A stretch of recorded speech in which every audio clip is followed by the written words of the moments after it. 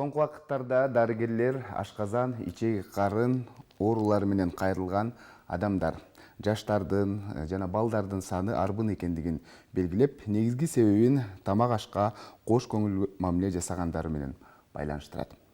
Мындан сырткары дагы эмнеден улам тамак сиңирүү органдарында көйгөйлөр пайда болушу мүмкүн. Бүгүнкү чыгарылышыбызда сөз болот. Саламатсыздарбы? Бул Ден соолук программасы ЛТР каналында. Аны мен Сейит Амираев алып барам.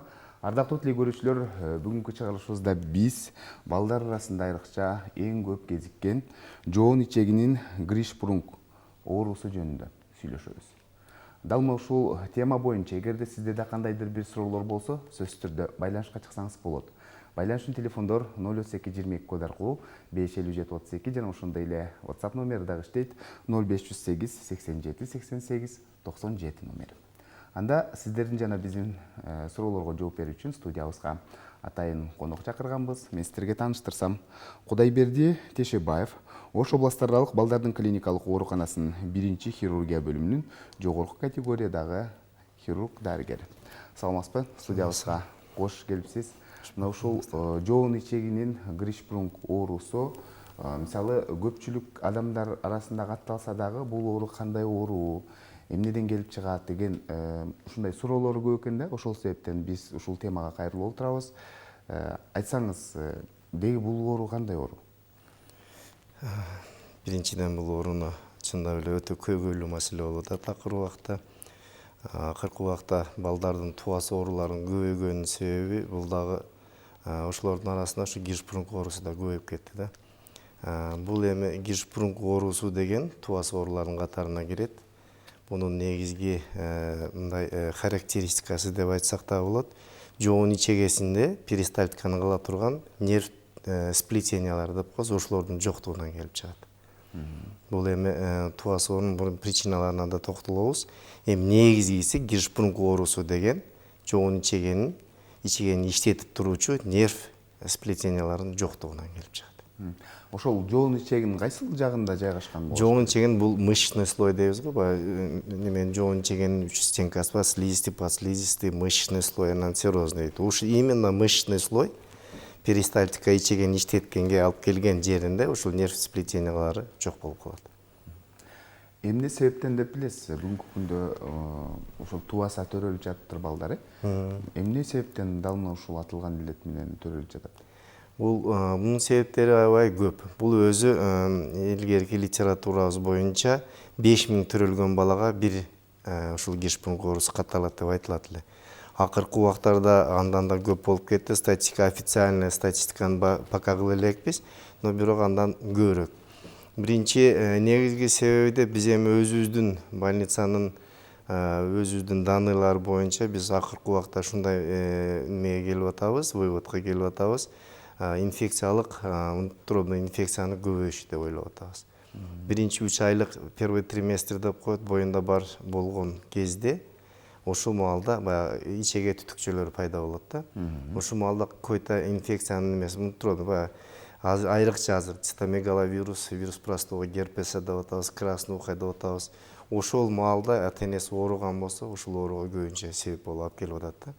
Себеби бул ооруларды келгенде биз баарына ушул унутробный инфекцияга ушундайларга текшеребиз да, ушул титрлери аябай көп болуп атат ушулардын баардыгына 100%.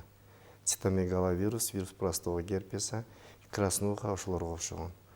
Мурда эми бизде ушундай ойлор болчу эле. Бул цитомегаловирусный инфекция, краснуха, баягы герпес бул жөн эле ата-энеси носитель болуп жүрөт, балага түйүлүккө таасир бербейт дейт эле да. Азыр убакта андай ойго келип ондойдон кайттык. Основном ушул нерселер ушул нерсеге алып келип атат деген ойдобуз. Демек, кош бойлуу кезде эне өзүнүн ден соолугуна кам көргөн эмес. Кам көргөн эмес, кандайдыр бир вирустук ооруларга кабылып калса, ошондон улам бала туаса ушундай ичегинин аномалия оорусуна кабылып калышы толук ыктымал экен. Анан Гришпрунг оорусу бул туаса төрөлөбү же болбосо кийин кайсы бир оорулардын себебинен да пайда болуп калышы мүмкүн. Бул өзү Гришпрунг оорусу туаса төрөлөт. Туулгандан баштап эле ушул Гришпрунг оорусу менен чалдыккан болот. Бирок мындай түрлөрүнө карап более кийинирээк выявление болгондор болушу мүмкүн да. супер короткая форма деп коебуз. Мында ылдыйында жайланышкан болсо шагогенарная зона, ал кийин билинет. Уже 5-6 жашка чейин ага чейин периодический запор болуп ичи келип ошентип ичи периодический көп ушинтип жүрө берет балдар. Анан субтотальная формасы уже роддомдон билинет. Роддомдон биринчи белгилери билинип, бизде мисалы үчүн азыр ГПЦ дейбиз, перинатальный центрде врачтар менен жакшы байланышыбыз бар. Сразу эле звонуп этишет, санавиация менен барабыз, ушул жерден эле коюп келип атабыз бул нерселерди. Бунун формасына байланыштуу да. А так киршпунук оорусу бир эле оору. Биринде бир оору, экинчи оору келип анан киршпунукка айланып кетет деген нерсе жок. Бул бир эле гана оору. Тубаса төрөлөт. Жакшы, анан айтсаңыз, негизинен биз социалдык баракчаларды карадык, ошол эле учурда ошол интернеттеги маалыматтарды карадык да, көбүн эсе элдер мисалы башка оору менен алмаштырып, убакыт өткөрүп жүргөндөр көп экен да. Ошон үчүн балдарынан төрөлөр замат ушул ооруга кабылып калганын кантип билсе болот, анан кандай белгилер менен коштолот деген суроону көп беришти да, негизиненчи элдер.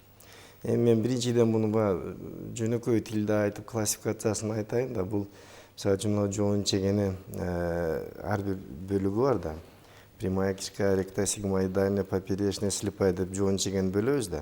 Эгерде ошол жоон чегени, слепой, поперечный, ободочный, субтотальный, эгер ушулар боло турган болсо, бул айтып атпайбы, роддомдон эле сразу ичи көөп баштайт, бала сразу кусат, ичи келбейт, ичи барабан болуп көөп кетет. Анда сразу эле келебиз, клизма кылабыз, анан ошондон уже коебуз. А кийинки уже субтотальная формасы, кийин баягы ректальный, ректосигмоидальный формалары уже айтып атпайбы, более старший бала ичи келбейт, периодически келип калат, анан клизма кылса келип калат деп ата-энелер может жаман тамак берип койдум, жаман мындай кылып койдукпу, же сүтү жакпай калдыбы деген сөздөр менен жүрө бериши мүмкүн да. Бирок муну диагнозду только дарыгерлер коет. Дарыгерлердин дагы мына педиатрларыбыз, немелерибиз булар подозрение кылып жөнөтүшөт. А биздин больницада именно хирургиялык ооруларды караган отделениябызда ошол жерде гана биз диагнозду кое алабыз. Кандай ооруларга алмаштырып жүрө берген? Муну оорулаганда мына азыр акыркы убактарда хронический запор дегендерибиз аябай көбөйүп кетти. Балдар туулганда эле ичи катуу, ичи катып атат, мындай болуп атат, андай болуп атат деген аябай көп. Бул жеринен биринчи биоциноз деп коебуз да, ичегенин ичинде ар бир участкада, ичегенин ар бир өзүнүн участкасында өзүнө жарашыктуу микрофлора болуш керек да.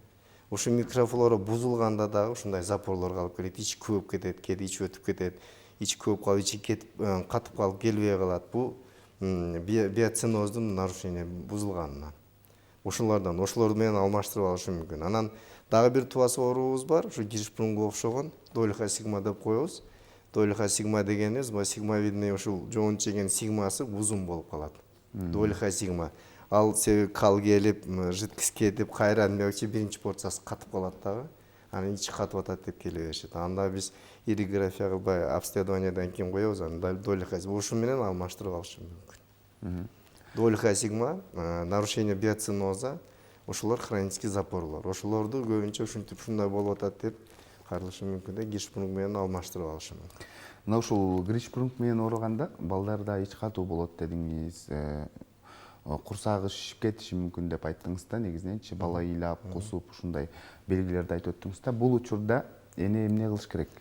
Кантип жардам бериш керек? Мисалы, ушул эмизип жүргөн энелерге көбүн эсе баласын ичи өтүп атса, же болбосо ичи катып атса, тамактандырууну өзгөчө көңүл буур деген дагы кеңештерди айтып келесиздер да, ушул боюнча айтып берсеңиз. Негизгисинен биз бала төрөлгөндөн баштап эң жакшы тамак бул эненин сүтү деп айтабыз. Любой немесинде айтат, грудное молоко, эненин сүтү, эненин сүтүндө керектүү дары немелердин, заттардын бардыгы бар. Анан иногда болот, энелердин сүттөрү инфицирование болуп калат. Трещина болот, мастит болот. Ушул нерселер дагы эмизе бериши мүмкүн да, ата-эне билбеген ата-эне. Ошондон улам биоциноз нарушение болот. Ушу баягы мастит деп коебуз, эмчек сүтүнүн баягы инфицирование болуп калышы мүмкүн, стафилококк, стрептококк дегендер. Ушул нерсе менен да баланы эмизе жүргөн энелер бар да. Ошолордо балдардын баягы ичегеси көп, ичи өтүп кетип, ошондой нерселер болот. Аны дарыгерлерге кайрылса биз сразу көрөбүз. Кормленияны анан биз роддомдон баштап эле кантип эмизиштин жолдорун үйрөтөбүз. Кандай эмизиш керек, эмчек сүтүн кандай кылыш керек, эмчектерди кантип уход кылыш керек, трещина болбош керек, инфицирование болбош керек деп ошону үйрөтөбүз. Аны сөзсүз түрдө дарыгерлерге кайрылыш керек. ошондо биз айтып эмне кылабыз, боосун кайрадан башы флорасын бузуп алышыбыз мүмкүн да, ичи көп, ичи өтүп, ичи катып, ошондой нерселерге алып келиши мүмкүн. Бардык бейтаптарда эле ушул сиз айткан белгилердин баары коштолобу же болбосо кээде бирөөсү мисалы ич катуу болуп эле ошол гришпрунг менен ооруп калган балдар да болуп калабы? Жок, бул айтып атпаймынбы, баягы классификациясы боюнча суперкороткая форма, ректальный, ректосигмоидальный ошол түрүнө байланыштуу. Түрүнө байланыштуу. Если субтотальный, тотальный формасы болсо сразу эле ичи көп, бала кусуп, ичи көп, ичи келбей сразу роддомдон башталат. А если ректосигмоидальный формасы болсо более старше, 1 жашка чейинки возрастта мына 10 күндөн бери ичи келбейт, ичи көбүп атат, мындай деген ушундай жабыттар менен келет. А суперкороткая формасы, ректальный формасы деп коебуз, булар 5-6 жашка чейин жүрө берет. Балада общий изменение болбойт, бирок стул кармалып калат, газ чыгышы мүмкүн, а стул 5-6 күнгө чейин келбей калат. Ошол короткий формасы менен более старший возрастка чейин жүрөт. А субтотальный, тотальный формасы төрөлгөндөн баштап эле роддомдон башталат. Бала кусат, эмбей коет, ичи көгөт. Ошол маалда биз роддомдон барып эле клизма кылып, баягындай кылып, аны ошол жерден установить этебиз. Бул түрлөрүнөн, формасы, гишпрунгнун формасынан гана зависит этет. Клиникасы ар түрдүү болот. Негизинен мына ушул уулуу зарага жаш балдар бир суткада же болбосо бир күндө канча ирет барып туруш керек? Эми мындай возрастына карап дегенде, мисалы 2 күндө келди, 3 күндө келди деген ата-энелер көп да негизиненчи. 2 күндө, 3 күндө, это уже 3 күндөн ашып кетсе бизде патология деп эсептейбиз. 3 Оору күндөн болот. ашып кетсе. Кайсы бир оорунун себебинен болуп Ооба, атат деп 3 күндөн ашып кетти, это норма эмес, бул патология. Буну обследование кылыш керек дейбиз. А так бир күндө бир жолу стул болуш керек. Бир күндө бир жолу болуш керек. Жеген тамак 3 саатка чейин ашказанда, 12 саатка чейин ички ичегиде, 6 саатка чейин жоон ичегиде болуп, бир күндө бир жолу улуу зара болуш керек. А так уже иногда бывает, баягы микрофлорасы бузулганда деп атпаймынбы, 3 күнгө чейин болот. Ошондой маалда кайра өтүп кете турган нерсе. А уже 3 күндөн ашып кетти, это уже патология, муну издешибиз керек. Неден болду, причинасын табыш керек. Анан 1 жашка чейинки балдарда деле бир күндө бир жолу же болбосо алар боло берет, бир күндө 3-4 жолу? Питаниясынан зависит этет. Мисалы үчүн жаш балдар грудной молокодо, 1 жашка чейинки балдар грудной молоко, кийин прикорм беришти баштайбыз, 3 айлыктан баштап прикорм. 6 айдан баштап. 6 айдан, 3 айдан баштап, мурдагы эмне боюнча 3 айдан баштап берилиш башташ керек. Пюре баягындай эле. 6 айдан баштап уже кошумча тамак бере башташ керек. Жидкости бериш керек баягындай деген. Ал маалда, эмген маалда 2 жолу, 3 жолу это норма болот. А 1 жаштан кийинкиси уже бир күндө бир кошумча тамак менен зависит этет да. Жеген тамагы менен. Урматтуу тилей көрүүчүлөр, эгерде тема боюнча сиздерде кандайдыр бир суроолор болсо, сөзсүз түрдө байланышка чыксаңыз болот. Байланыш үчүн телефондор 032 22 код аркылуу 557 32 жана ошондой эле WhatsApp номери дагы иштейт, 0508 87 88 97 номери. Маегибизге кайрылып келсек, мына ушул ооруну кантип текшерип, кантип аныктайсыздар? Бул ооруну подозрение болгон ушул убакта докторлор айтат, бизге хирургияга кайрылышат. Биз жаткырып алып, биринчиден анамнезин сурайбыз, осмотр жасайбыз. Анан эң негизги диагностика кыла турганы биз ириграфия деп коебуз, рентген тартабыз да буну. Ичегесин тазалап туруп, ичине контрастный вещество, барий сульфат деп коебуз. Ошону толтуруп алып туруп, биринчи толтурган маалда снимок кылабыз, экинчиси уже после опорожнения деп коебуз. Ичине келтирип алып, кайрадан дагы тартабыз, экинчи снимок.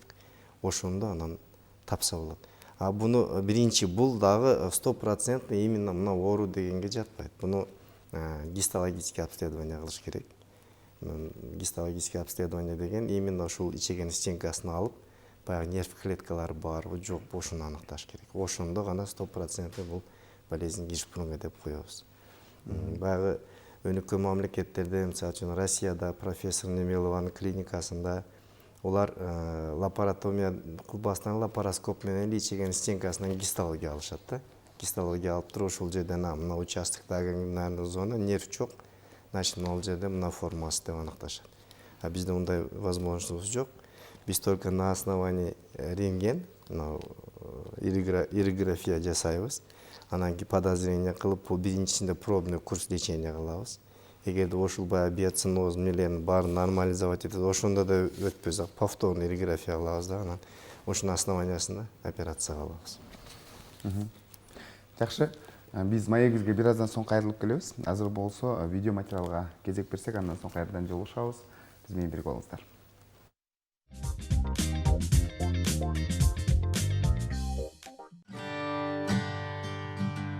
Албетте, бул сиздер көрүп турган органдын аты ичеги. Ичеги миллиондогон нейрон жана нерв клеткалары бар.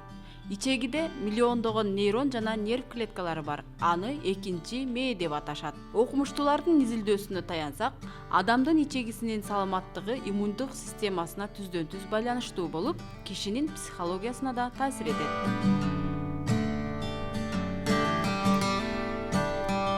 Биздин ичегибизде триллионго чейин микроб бар. Алар тамакты сиңирүүгө жардам бергендиктен маанилүү каражат болуп саналат. Ар бир микробдук топ ар башка тамак менен азыктанат. Ошондуктан ичегинин иштешин жакшыртуу үчүн ар түрдүү тамактарды жеп туруу зарыл. Күнүнө 7-8 саат уктаңыз. Изилдөөлөргө ылайык, эгерде аз уктасаңыз, ичегиңиздеги микробдун циклы да бузулушу мүмкүн. Ошондуктан өз убагында укташыңыз зарыл.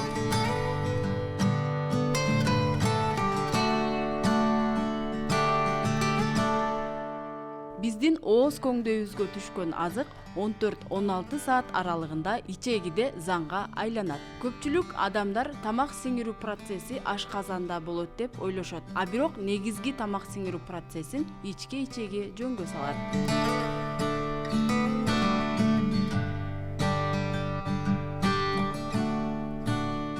Ичке ичегинин узундугу 6 метрден ашса, ал эми жоон ичеги болсо 2 метрге чейин жетет. Биздин жалпы ичегибиздин узундугу 9 метрге чейин жетет. Орто эсеп менен чоң адам 1 жылда 907 килограммга чейин азык жей алат.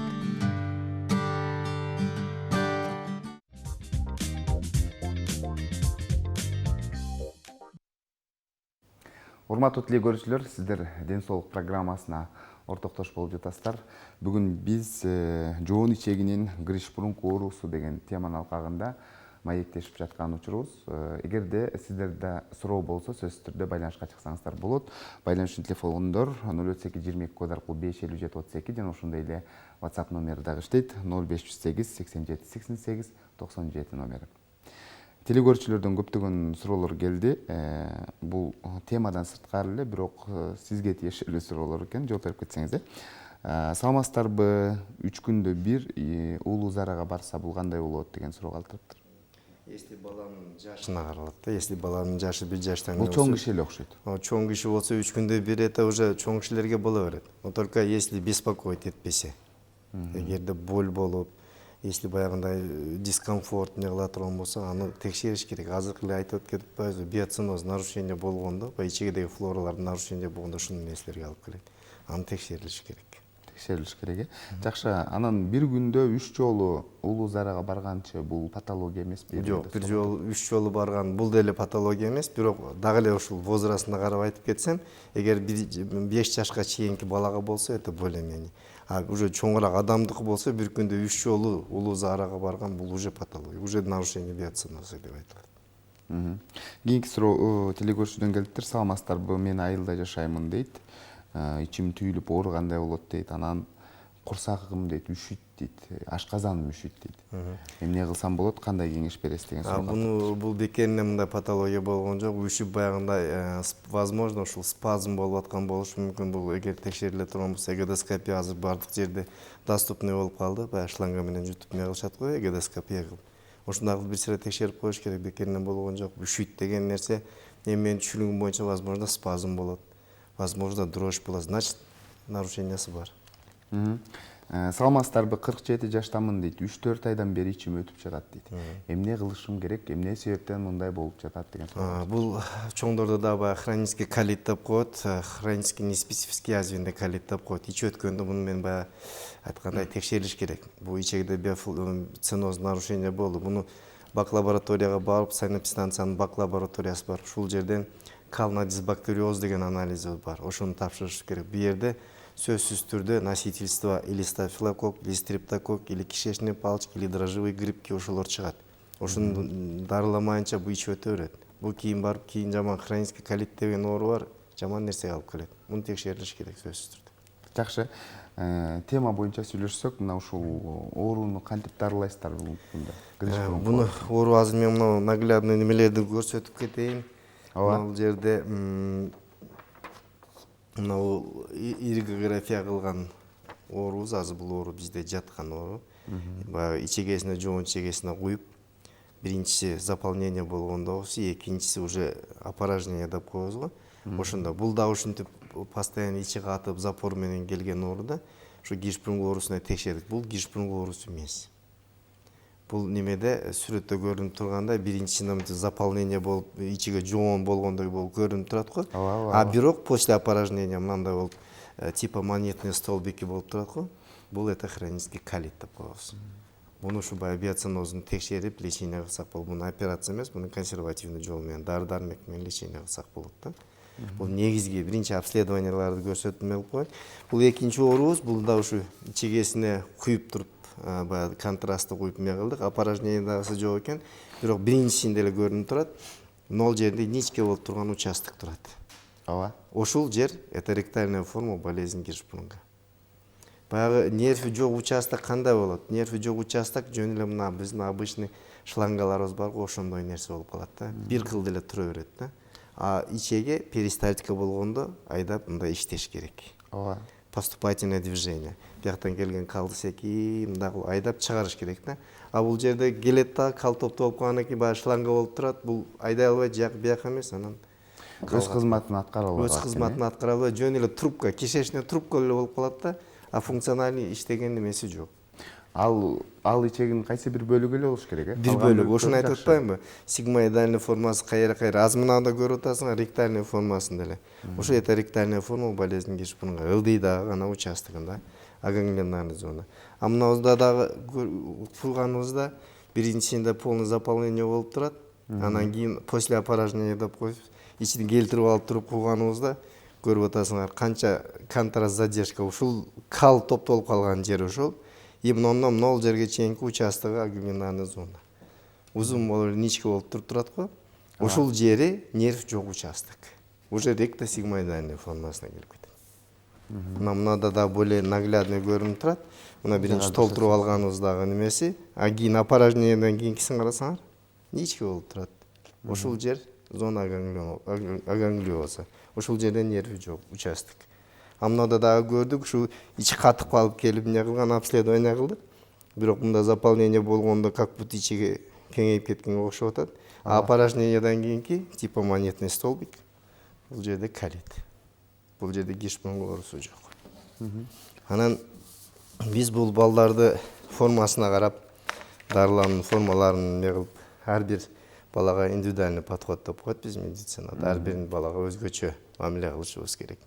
Мына подострый острый форма болезни Гиршпрунга же болбосо тотальная субтотальная форма деп коебуз. Булар уже роддомдон гана билинип келет. Булардын акыбалы аябай оор болот. Ичегеси көп. Бирок радикальный операцияга булар чыдабайт, көтөрө албайт. Бир аздан соң улантабыз. Азыр болсо байланышта көрүүчүбүз бар экен, анда кабыл алып түз эфирге алып чыксак. Саламатсызбы? Кош келипсиз. Урматтуу көрүүчү, сиз түз эфирдесиз. Кандай сурооңуз бар? Суроо берсек болот экен. Ооба, суроо берсеңиз болот. Областтык балдар ооруканасынын ошо хирургия бөлүмүндө ушу менин балдарым карады эле. Ушул доктор аябай колу жеңил врач. Бар жок жагынан аябай жакшы түшүндүрүп айтып берет. Рахмат чоң, ыраазычылыгыбызды билдиребиз. Ошол боюнча айтып сурайын дедим эле. Бир жылына ушундай оорулардын алдын алса болот экен, андай кандай чара көрүш керек экен, ушул жөнүндө да кичине доктор токтоло кетсе. Рахмат чоң, аябай кандай десем, колу жеңил дарыгер. Биз только рахмат айтабыз. Рахмат сизге. Анан ушул алдын алуу жолдорун атып. Алдын алуу, бул айтып атпаймынбы, эми тубасы оору болгондон кийин буну алдын алуу немеси жок да. Только убагында дарыгерге кайрылыш керек. Убагында квалифицированный хирургический помощь эгер боло турган болсо алыш керек. Анан калганын биз өзүбүз түшүндүрүп айтып беребиз, кандай уход, кандай неме, операциядан кийин операцияга чейин кандай кылыш керек, диетасына чейин, режимине чейин түшүндүрүп айтып беребиз. Тугум коюп бул оору? Көбүнчө бар. бар көбүнчө бар. Бирок литературада именно наследственность деген жери не доказано деп атат. Биз эми ушунча жылдан бери иштеп фактически көрөбүз да. Же атасында, же энесинде ушундай хронический запор менен страдать этип жүргөн үй бүлөлөр бар да. Ошондон биз ойлойбуз, какой-то тукум куучулук касиет да бар окшойт деп. Бирок литературада жазылбайт, именно мындай тукум кууйт деген нерсеси. Анан бирок балдар, уул балдар көбүрөөк ооруйт кыз балдарга караганда. Гришпрунг оорусу. Гришпрунг оорусу менен. Ошон үчүн биз азыр как алиңде көрүнүп калганда келсе эле уул бекен кыз бекен деп карайбыз да, а уул балдарда көбүрөөк кездешет себеби дегенде. Бул факт ошондой. Демек алдын алуу бул кош бойлуу кезинде энелер ден соолугун Эң алдын алуу негизгиси ошондон башталат. Биринчи 3 айлык боюнда бармаалда эне өтө өзүнү аябай этият кылыш керек. Анан сурасаң тез грипп болдум эле, тез мындай болдум эле, мындай лечение алдым эле, мындай болдум эле. Ошол убакта энеси кош бойлук маалда өтө аяр мамиле кылыш керек. Анан кийин өзүнүн ден соолугуну ушул беременностька даярдаш керек. Плацентарный барьер деп коебуз да, бул энелерде плацентарный барьер өтө күчтүү орган да, бул күчтүү сезим, күчтүү нерсе. Көп немелер, оорулар через плацентарный барьер өтпөйт. Ал түйүлүктүн несинде кармалып калат. Ушул маалда эгер эненин ден соолугу жакшы болсо, эненин өзүнүн организми өбө чың болсо, өзүмө болсо түйүлүккө өтпөй калат. Себеби грипп менен менен кош бойлуу маалда аябай көп ооруйт. Алар баары эле гришпрунг оорусу болбой атат го.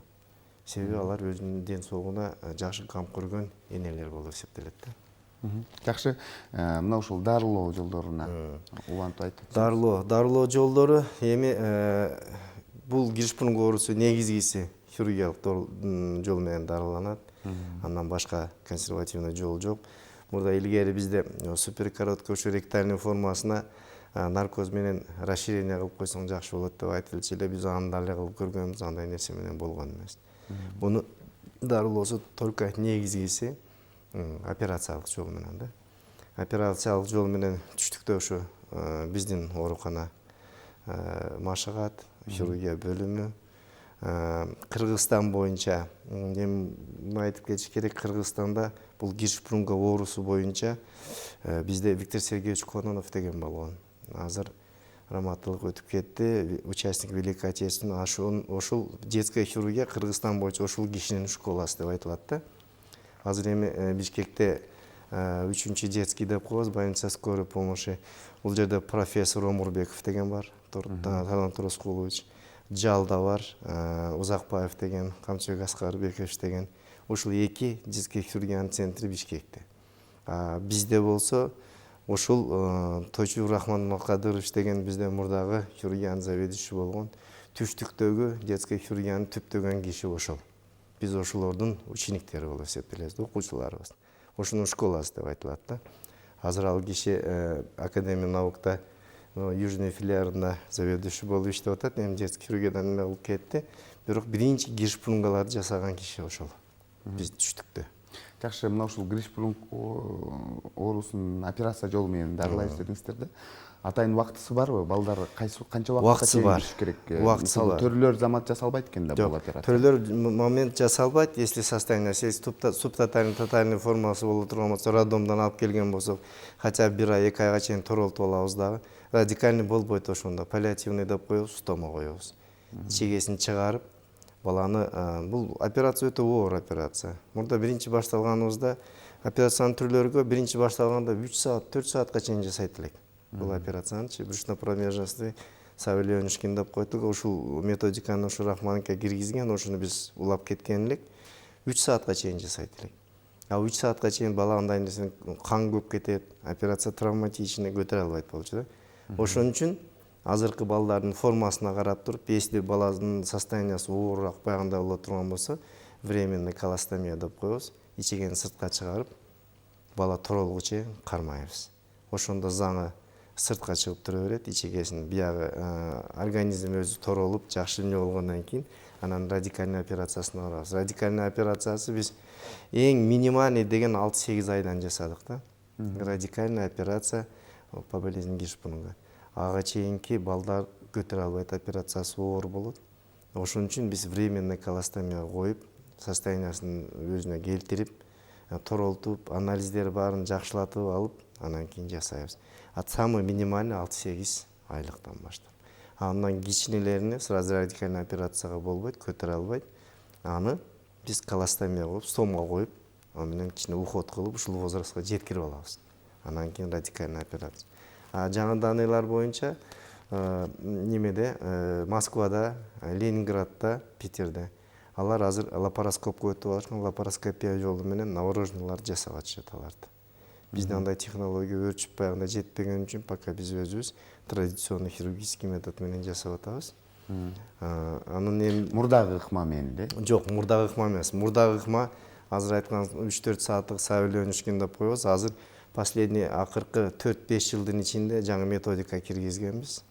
Ичинин кеспейбиз. Трансанальный көчүгүнөн эле барып туруп, ошол жеринен жасайбыз. Муну 4 жыл мурун Турциядан Минздравдын линиясы менен Бишкекке, анан бизге келип, Турциядан бир специалисттер келип үйрөтүп эмне кылышкан эле, биз ошондон кабыл алып эмне кылып калганбыз. Азбаш 4 жыл, 5 жыл болуп калды. Ичиги кесилбейт, трансанальный. Ичегенин ичинен көчүк жагынан эле барып туруп, керектүү жерине чейин барып, ошол жерден резекция кылып, ичегесин узартып, ушул жерден анастомоз коебуз. Бул ичеги кесилбейт.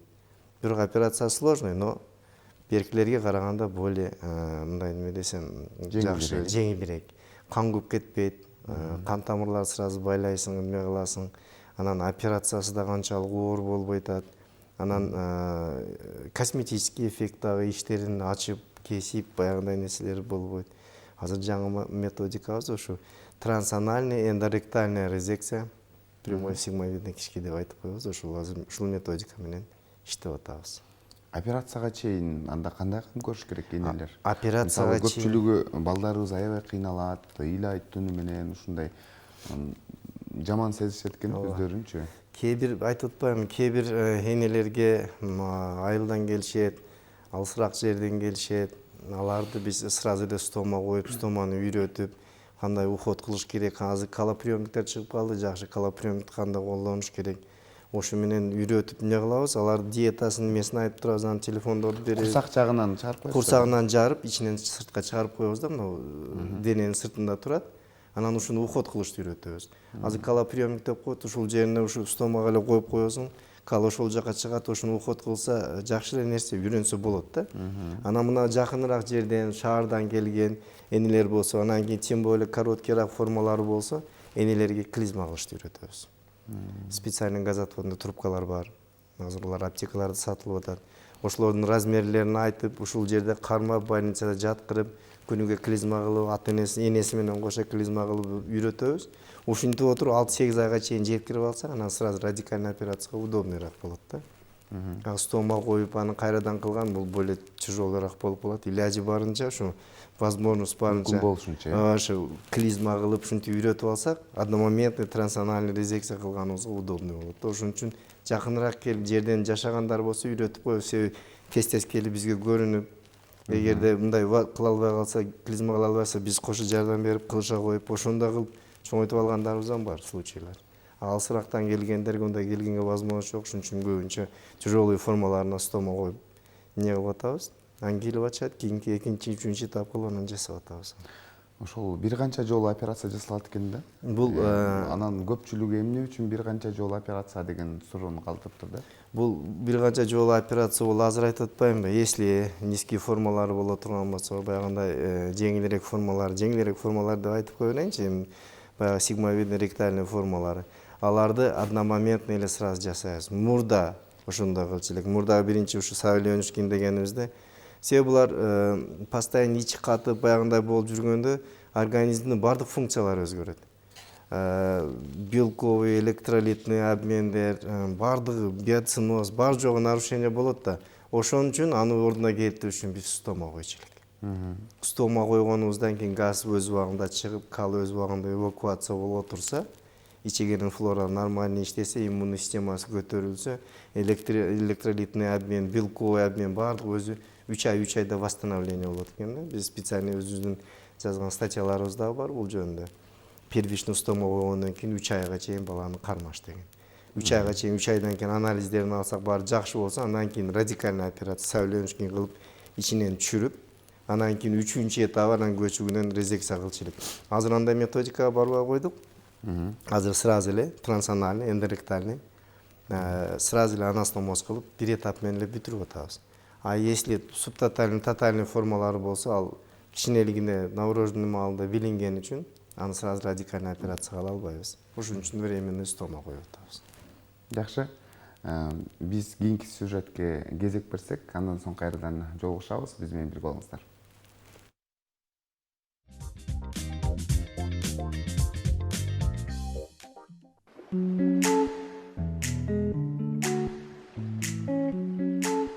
Ич катуу узакка 48 сааттан ашык заңдабай калуу, маалы менен ичеги арылбай кыйналып заңдоо.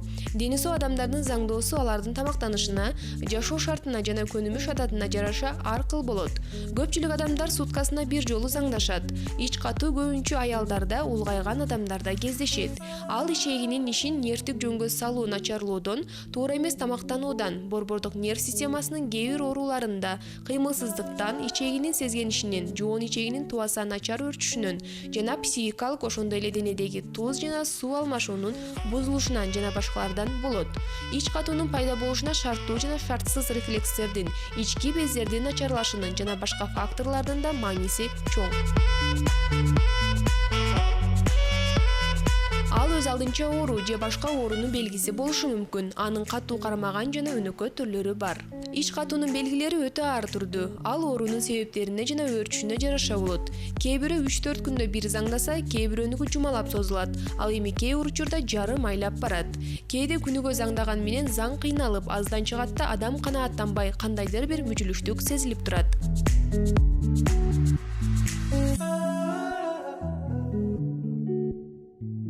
Дарылоо негизги себептерине жараша жүргүзүлөт. Эгер туура эмес тамактануудан болсо, азык заттын мүнөзүн өзгөртүү зарыл. Тамактын составында бүклүү клетчаткалар көп болуп, суюктукту көп ичүү талапка ылайык.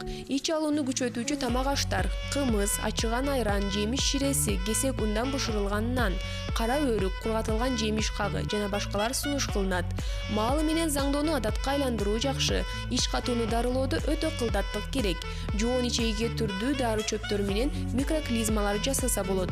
Витамин менен дарылоо, психотерапия, айыктыруучу физкультура сунуш кылынат.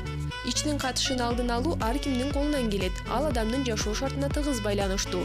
Бирдей убакытта тамактануу, эртең менен жакшылап тамак ичүү, ар дайым тамак аш рационуна жашылчаларды, сүт, айран азык-түлүктөрүн, өсүмдүк майын, бал кошуу зор мааниге ээ. Ар күнү эртең менен курсакка күч келтирүүчү көнүгүүлөрдү жасоо, жүгүрүү, жөө же велосипедде жүрүү, олтуруп иштегендер дене бойду жазылтуучу көнүгүүлөрдү жасоосу ичегинин нормалдуу иштешине шарт түзөт.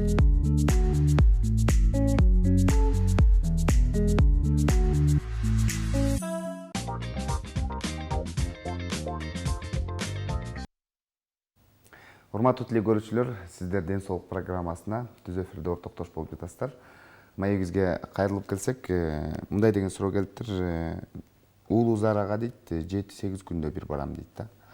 Бул нерсени жөнгө салыш үчүн мен эмне кылышым керек, кимдерге көрүнүшүм керек? Дарыгерлерге көрүнүш керек экен, бул жашын айтпаптыр, канча жаш экендигин. Если бизде жаш балдарда 7-8 күнгө чейин зарасы келбесе, биз ушу баягы тубаса ооруларды изилдешибиз керек. Эгерде кичинекей боло турган болсо. А эгер чоңураак адамдар боло турган болсо, биринчиден гастроэнтерологдорго кайрылыш керек. Айтып атпайбызбы, баягы биоценоз нарушение болуп, туура эмес тамактанып алып, ичегенин флорасы бузулуп эме кылганда да ошондой нерселерге алып келиши мүмкүн. Аны сөзсүз түрдө дарыгерлерге кайрылыш керек. Биринчи очередте ушу ГСВга кайрылса, анан дальше жөнөтөт керектүү специалисттерге. Жакшы, кийинки суроо саламатсыздарбы? Балам 8 айлыгында дейт, Гришбрунг деп операция жасалган дейт. Бирок колостома чыгарылган эмес. Кайрадан эле баягындай ичи катып, аябай кыйналып жүрдү дейт. Анан азыр 5 жашка чыкты дейт бала дейтчи. Дайыма ошол клизма жасап, ушинтип жардам берип келем. Анан мен дарыгерге кайрылып, эмне үчүн ушул операция жасалганда жакшы болбоду? Эми кантип жакшы кылам десем, бул мындай операциялар чет өлкөдө жасалат, бизде жасалбайт деген сунушун айтыптыр да. Жок. Андай болушу мүмкүн эмес, себеби биз даже биздин бөлүмдө, даже биз мына ушу Бишкекке жөнөтпөйбүз, баардык нерсени өз күчүбүз менен кылабыз. Тяжелый формаларын дагы. А так өздөрү минуя бизден барып Бишкекте жасалгандар да бар. Бирок кайрадан реабилитациясы bizde. Эгерде ушу 8 айлыгында жасалган болсо, bizde постоянно келип турат реабилитационный лечение дейбиз. Ар 3 ай, 6 айда бизге келип көрүнүп туруш керек. Биз постоянно эле эмне кылабыз, жаткырып алып, кайрадан анализдерди алабыз, кайрадан керек болсо рентген повторить этебиз. Анан реабилитационный лечение, ректальный осмотр, бужирование деп коебуз. Алар баарын биз кылып турабыз. Бул больнойду билбедим, 8 айлыгында жасалган болсо, ушу 5 жашка чейин көзөмөлдө туруш керек эле. Биз качан гана жакшы болуп, ичи регулярно келип, операциядан кийин эң негизги биздин проблема ич келбей калыш эмес, недержание кала деп коебуз. Улуубуз арасын кармай албай калышат. Себеби көчүк менен барабыз, көчүктү иштейбиз. Баягы сфинктерлерде повреждение болот да, баягы чоңойтуп алып иштегенден кийин. Ошондон кийин биз обязательно реабилитационный лечение деп коебуз. 1 жыл, 2 жылга созулуп кетет кээде. Бирок барып кайра ордуна келет. Бул нерсе недержание жок болуп не болот. Бирок бул ичи катып калып, уже эме кылбаса кээде рецидив деп коебуз. Эгер агангинальный зона толук кесилбей калган болсо, ич кайрадан катышы мүмкүн. Аны кайрадан реконструктивный операция жасалат. Муну бизге кайрылыш керек, биз кайрадан көрүшүбүз керек экен аны кийин болсо. Эштек эгерде түштүк регионундан болсо, бул азыр Кыргызстан боюнча байланыштуу. Мына 4 област камтылган түштүк регионундан болсо, 3 област. Сиздерге кайрылыш керек. Бизде кайрылса болот, бизде хирургия бөлүмүндө кайрылса болот, биз дальше обследование кылып не кылабыз. Бул эми операциядан кийин 5 жашка чейин дагы ушунчалык кал ич зарасы келбесе, это уже патология, муну көрүш керек, эмнеге мындай болду. Текшериш керек. Кийинки суроо, саламатсыздарбы? Ашказан менен ичегинин ортосунда дейт, шакекче бар экен дейт. Ал шакекче дейт, шишип калыптыр, кызарып калыптыр дейт. Анын коркунучу жок. Жок, коркунучу жок. Ал пилорический отдел деп коет. Ашказан менен 12 ичегинин ортосунда пилорический отдел деп коебуз, вжом деп коет. Бул жерде мышечная масса. Ал кызарып калган, значит рефлюкс эзофагит или воспаление болушу мүмкүн. Эгодоскопияда кичине лечение кылса, бул функциональный нарушенияга кирет. Аны лечение кылса болот. Аны дары-дармек менен эле. Жакшы, бизде байланышта көрүүчүбүз бар, анда кабыл алып түз эфирге алып чыгабыз. Саламатсызбы? Кош келипсиз. Кандай немес, эми айтып атат. Сурооңузду уланта бериңиз. Ашказанымда жоон чегин кошулган жерде шакекче кызарып ишип калыптыр. Буякта врачтар билбей атат, врачтар.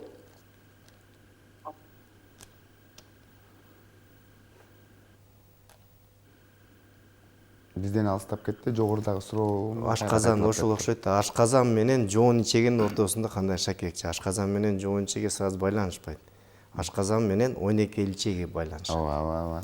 Ашказан, пилорический отдел, анан 12 ичеги, 12 ичегиден тошиподочный, анан жоон ичеги өтөт да. Ашказан менен прямой жоон ичеги менен байланыш жок. Ал жерде кандай шакекче суроосуна түшүнбөй калдым. Анатомический ал нерсе кандай текшерүүлөрдөн өтүш керек, кандай дарылоо? Аны биринчи доктурларга кайрылыш керек, жалыптарын эме кылып, ал ашказан менен жоон ичегинин ортосунда кандай шакекче, гастроэнтеролог менен хирург. Биринчи очередте гастроэнтеролог да. Анан каяктагы шакекче ким койду, на основании чего койду, аны билиш керек, и дальнейшее ошондон эме кылса болот да. Гришпрунг менен далихосигманын айырмасы эмне деген? Гиршпрунга дегенибиз, бул айттык го, баягы нервный клеткалардын жок болушу, ошон үчүн гиршпрунга. А долихосигма дегенибиз ичегинин узун болушу. Нервный клеткалары бар. Бирок узун болуп перистальтика иштеп атат. Бирок узун, бир лишний петля бар да. Баягы айтып атпайбызбы, тамак сиңирүү дегенде ашказан, жоон ичеги, бул тубаса ошондой болобу же болбосо ич катуудан да ушундай болуп кетти? Тубаса болот бул нерсе. Тубаса, долихосигма. Бирок биз 12-13 жашка чейинки карап эмне кылабыз? Баланын бою өсүп, пубертатный периодко барганда ичеге кайрадан ордуна келип калышы мүмкүн да. Бул только функциональный нарушениеге киргизебиз. Функциональный нарушение. Мен кээ бир маалыматтарды карап, мындай деген маалыматты окуп калдым эле да. Эгерде ич катуу көп боло турган болсо, ошо ичегилер да узарып кетет деген. Ичегилер ичи катуу болсо ичегилер узарбайт, ичегилер жоноруп кетет. Жоноруп. Мышечный стенкасы баягы ичи катып эмне боло берген сайын аны чыгарам деп аракет кылып, перистальтика кыла берип туруп, баягы гиперплазия тканей дейт. Ткандар жоондоп, ичиге жоондоп кетет. Ал узарып баягында болуп кетпейт, просто стенкасы утолщение болуп, жоондоп кетиши мүмкүн. Жакшы. Патология бул дагы. Мындай жогорудагы суроого дагы толуктап жооп берип кетсеңиз, негизинен мына 8 айлыгында операция жасаткан экен, анан азыр 5 жашка чыгып калыптыр. Жалаң гана клизма менен жашап келет экен да. Мындай ыкма менен башка дагы көйгөйлөр жаралып калышы мүмкүнбү? Мисалы, көп убакытка чейин клизма жасап дегендей. Жок, көп эмне Ал ичегилери мисалы өз алдынча иштей албай калат го. ичегилерди эмне кылбай калганда, бул эмне үчүн ушуну айтып атпайбы? Ошо айттым, 8 айлыгында жасалган болсо Гиршпунга азыркыга чейин биз айтып атпайбыз, бул рецидив деп коебуз. Эгерде ушу Гиршпунга операциясы менен кылганда именно агангенальный зонаны резекция кылып алынды, бирок ушул жерде определенный участок калып калса, ошондой рецидив деп коебуз буну. Кайрадан болуп калышы мүмкүн. Бул кайра болуп калган нерсе жок, просто участок алынып аткан участок эмеде 1-2 сантиметр агангенальный зона калып калды. Ошонун негизинде кайрадан ичи катып атат. Буну көрүнүп, кайрадан реграфия кылып туруп, кайрадан реконструктивный операция кылалы. Бизде да болот ондай нерсе. Себеби айтып атпаймынбы, бизде азыр агангенальный зона определять этиш үчүн именно гистология кылып, алып, анан кийин кылынат деп атпайбыз. Биз на основании макроскопического, мына бул жер суженный участок, бул жерден уже кеңейип кеткен участок, ушул жерден резекция кылабыз деп алабыз да. Бул болот анча-мынча эмне болот, рецидив редко 1-2 жолу болот, себеби оор акыбалда болгон больнойлордуку. А муну текшериш керек, возможно калып калышы мүмкүн. Ошол жерде агангенальный зона калып калган болсо, муну кайрадан бул 5 жашка чейин кайрадан ичи катып жүрө берсе, муну текшериш керек кайра. Мына реабилитация деп калдыңыз да,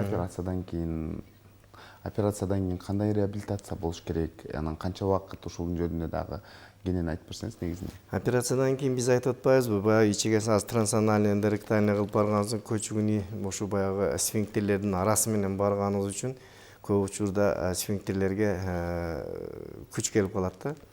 Ошон үчүн операциядан кийин бул негизги биздин немебиз недержание кала деп коебуз. Биринчи убакта заңыны кармай албай, заң постоянно тез-тез чыгып турат. Аны биз реабилитационный лечение деп коебуз. Биринчиси 3 айдан кийин, кийин 6 айдан кийин, анан кийин дальше айтабыз.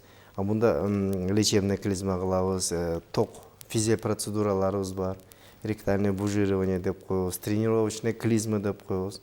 Биз мисалы үчүн трансанальный резекция кылганыбызда бул жерде прямой кишканын ампуласы өтө сложный механизм да. Заң келип, топтолуп, кийин бул жактан пульс келгенден кийин анан сфинктерлер ачылып, это тяжело функциональный неме да бул процесс. Ошол жерде биз ичегени кесип алганыбыздан кийин ампула дагы бузулду да. Кал келип, резервуар боло турган жер дагы бузулду. Ошон үчүн ичегеден заң түз эле чыга турган болуп калат. Ошон үчүн биз реабилитационный лечение деп коебуз, тренировочный клизма деп коебуз. Ичиге көчүгүнөн сууну куюп, биз обычно ромашка суусуну эмне кылабыз, чтобы противовоспалительный көп нагрузка кылбасын деп. Анан ичегени сфинктерди кармап тур. Анан ошондо искусственный ампула пайда болот. Это тренировочный клизма деп коебуз. Ошондой кылганыбызда тез аранын ичинде эле ампула пайда болот. Сфинктердин функциональный нарушениялары кетет. Иногда 6 айга чейин, иногда 1 жыл, иногда 2 жылга чейин. Ошентип биз келип отуруп, келип карап, эмне кылып, ушундай тренировочный клизма. Диадинамический ток деп коебуз, баягы сфинктерлерди ордуна келтириш үчүн ток физиопроцедураларды жасайбыз да. Ошолордун арасында анан кийин акырын барып восстановление болуп кетет. Ошондо сиздерге стационарга жатабы же болбосо стационарга жатат. келип кетеби? Жатат. Бир жатканда мисалы канча күн? Биринчи операциядан кийин 3-4 айдан кийин деп атпайбызбы, 7-8 күнгө чейин назначение кылабыз ушу процедура. Себеби азыр мына жерлерде физиопроцедуралар жок, анан баягы ректальный бужирование деп коебуз, мындай буждар жок, расширитель Гегара деп коет. Бул только хирургический манипуляцияларга кирет да. Ошон үчүн именно стационарга жаткырып кылганга туура келет. Бул кээде баягы бужирование кылганыбызда биз больовой кылышыбыз керек болот. Бул хирургдун көзөмөлүндө болуш керек. Ошон үчүн азыр жерлерде мындай детский хирургиялар немелер жок болгон үчүн, детский хирургдар поликлиникаларда жакшы болбогондугу үчүн, ошон үчүн биз только результаты жакшы болуш үчүн, бул больной үчүн биз жооп беребиз. Ошон үчүн өзүбүзгө жаткырып, өзүбүздүн көзөмөлүбүздө гана карашка туура келет. Жакшы, негизинен айттыңыз да, операциядан кийин заң кармай албай кыйналып калат деп да. Анан ушуну бизге суроо келиптир, ичин жарып эле операция кылса болбойбу деген суроо. Биз айттык го, ичин жарып операция кылган учурда дагы брюшно-промежностная проктопластика обязательно көчүк жакта, сфинктер жакта иштелет. Обязательно. Бул жерде мен айтып кетсем, бул жерде специальный мурдагы жасаган эмелерибизде бардыгында эле специальный бригада болобуз. Оперирующий хирург, 2 ассистент, анестезиолог, операционный сестра баардыгы мындай ушул нерсеге жакшы көңүл буруп, жакшы уровендеги адамдар болуш керек. Ушуноп ичин жарып операция кылганыбызда 2 бригада иштейт элек. Биринчи бригада ичегесин ачып, кесип, ал жерин улап, даярдап берет. Экинчи бригада көчүгүнөн салып баягы жерден тартып алып, экинчи жагында все равно и ануста дагы биринчи ушу ичин жарып операция кылганда дагы, мында дагы бардыгында ушул проблема. Недержание кала. Рубцовый стеноз, недержание кала. Ичини ачып жасаганда да, эндоректальный жасаганыбызда да недержание кала все равно бар. Бардыгында бар. Операция болгондо да. Ошон үчүн реабилитационный лечение. Биринчи түрү менен да экинчи түрү менен. О экинчи түрү бизге более жеңил болгону кан көп кетпей атат, более травматичный болбой атат, косметический эффект жакшы болуп атат. Ошон үчүн биз ичини ачпастан биягы более жеңилирээк, балага да жакшыраак болгон үчүн биз азыр экинчи методикага өткөнбүз. А так мурда баарын эле ичин ачып, жарып, ичегесин кесип, булап, сыртка чыгарып ушундай операция кылчу. Жакшы, балдар кандай көтөрөт? Алардын организми өзү кичинекей эле бала болсо, мисалы 8 айлык деген. Ошон үчүн айтып атпайбызбы? Анан чоң адамдар операциядан коркобуз да, негизи. Анан балдар, аларга мисалы организми жакшы болуш үчүн ата-эне жактан кандай жардам болуш керек? Кандай тамактар бериш керек? Алар өзгөчө операцияга алып келип атканда, эмнесине караш керек? Гемоглобиндери кандай болуш керек? Ушулар боюнча деле айтып берсеңиз. Бул эми айтып атпайм, балдардын кароо дагы өзгөчө мааниге ээ. Бул балдарга өтө күчтүү внимание, күчтүү караш керек. Диета, питаниясы, уход, булар аябай жеңил балдар. Бирок балдардын компенсаторный механизм деп коебуз, компенсаторный механизм балдарда өтө күчтүү. Центральный нервный система, анан особенности детской хирургии деп коет, особенности детского организма. Ошолорду өтө учитывать этиш керек.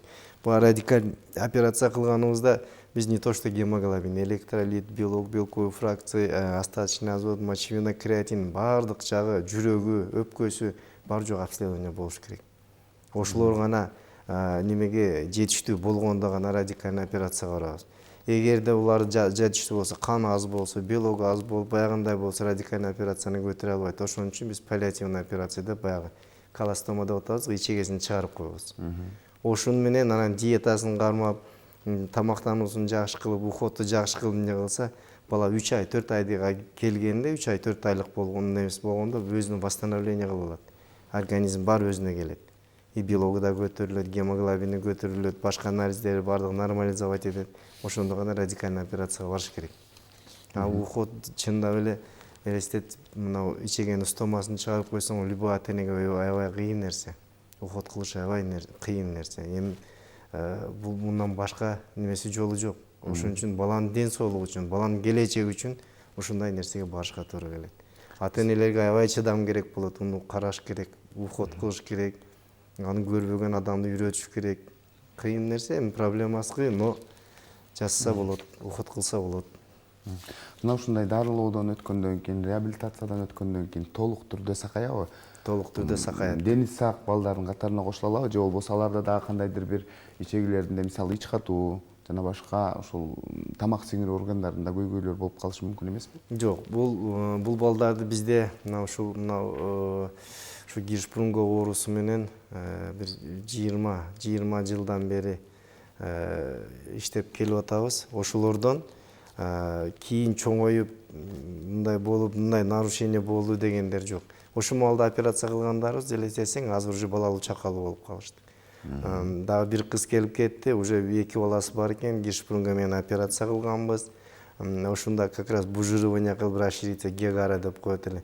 Алар ушунча бужирование болуп жүргөндө, кийин келип апасы келип таштап кетти, ушу баягы аппараттычы, баягы инструменттерди буларчы. Кийинкилерге колдонгула. Менин кызым уже жакшы, 2 балалуу болду, турмушка чыкты. Анда эч кандай проблема жок, көйгөй жок. Кудай буйрса, мына ушу биринчи операция болгондорубуз уже канча жашка чыгып калыптыр, андай проблемалар жок. Баары жакшы. Негизинен убагында кайрылып, убагында дарыласа эле болду. Мисалы, кээде кош көңүл мамиле жасап жүрсө, оорун кабылдоолор эмнеге алып келет? Кыскача айтып өтсөңүз. Бул өтө тяжелый нарушение питания деген бар, мына педиатрларыбыздын сөзү бар, тяжелый нарушение питания. Жеген тамак сиңбесе. Бул если киши эң негизги нерсе ичеги карын да, эгерде улар сиңбесе эмне болот? Бардык нарушение, электролит нарушение болсо жүрөккө таасир берет. Белок немелер нарушение болсо боорго таасир берет. бөөрөккө таасир берет. Короче, полиорганный недостаточность деп коет. Бүт организмди отравление кылып бүтөт да. Ичеге чыкпаса, заң чыкпаса, питание сиңбесе, анда организм барган сайын как тающий сахар болуп кете берет да. Мындайларды өтө кыйын болот кийин сактап калыш. Ошон үчүн кош мамиле, кайдыгер мамиле кылганга жатпайт дейм да. Көптөгөн суроолор келди. Ошолордун ичинде көпчүлүгү сиздин атайын телефон номериңизди сурап жатышат. Сизге байланышсак болобу, кеңеш угалы дедик эле, кеңеш сурайлы дедик эле деп. Мүмкүн болсо айтып койсоңуз болот. Майли, мен телефонум 0772 68 66 73. Фамилиям Тишебаев, атым Кудайберди. Ошо хирургия бөлүмүндө иштейм. Иш убактыларында немелерде телефон кылса болот. Анан кээде мен телефон албай коюшум мүмкүн, себеби бизде операция болуп WhatsApp'тан жазып койсо болот. WhatsApp'тан жазса болот. WhatsApp номери 554 менен ошол номер 68 66 73. Биз эми көбүнчө операцияга кирип кетип калабыз. Операцияда телефон алганга болбойт, телефондорун таштап чыгып кетебиз. WhatsApp'ка жазып койсо жооп беребиз, сөзсүз жооп беребиз. Жакшы. Ардактуу телекөрүүчүлөр, бүгүн бизде конокто Кудайберди Тишебаев, Ош областаралык балдардын клиникалык ооруканасынын 1-хирургия бөлүмүнүн жогорку категориядагы хирург дарыгери болду. Сизге рахмат айтабыз. Бүгүн дал ушул тема боюнча жакшы маалыматтарды айтып бердиңиз. Албетте сиздин берген кеңешиңизди биздин көрүүчүлөрүбүз эске алды деген ойдомун. Сөзсүз түрдө өздөрүнүн жашоосуна колдонот деген ойдомун. Ийгиликтер болсун. Ушун менен Ден соолук программасы өз соңуна келип жетти. Аны мен Сейит Амираев алып бардым. Кайрадан эфир аркылуу амандашканча сак саламатта туруңуздар.